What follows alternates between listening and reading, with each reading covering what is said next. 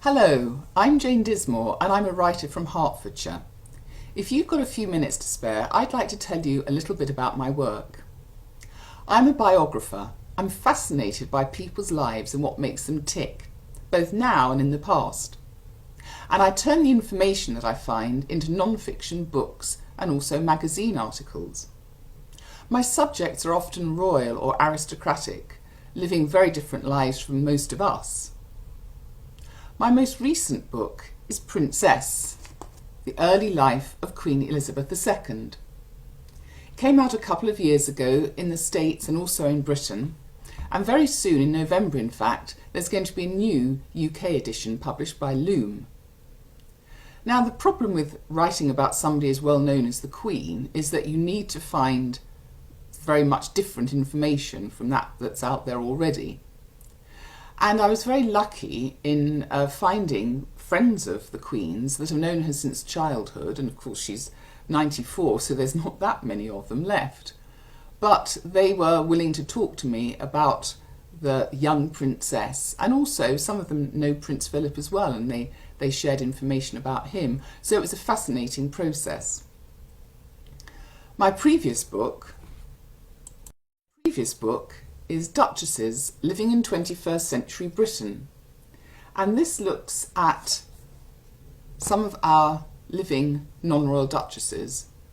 It's the first time that most of them have actually given interviews, certainly about their private lives, not just the estates that they might still run. And it's the first time they've appeared in one book. And that was very interesting, meeting these amazing women who vary very much in terms of age, in terms of their background, and in terms of their current circumstances. Probably the nearest one to the library, although she's in Bedfordshire, is the Duchess of Bedford at Woburn. And one of the very well-known ones is the Duchess of Northumberland, and if any of you have been to Alnwick Castle in Northumberland, you'll know that she was the creator of the now famous Alnwick Garden. I also asked each Duchess to choose a favourite predecessor from the past so that they have their own historical chapter. And one thing I've found in doing this sort of work is that sometimes it's easier to write about the dead than the living, because you can't libel the dead, but you can the living. But it was a very interesting experience. My first book was The Voice from the Garden, and this is a World War I story, a love story that's based around two families, the Cobbolds, who are the Sussex brewing, or were the Sussex brewing dynasty, and those of you who know your beer might remember Tolly Cobbold, and that was the Cobbolds of that brewing brand, and also the Hambros, who were a big banking dynasty.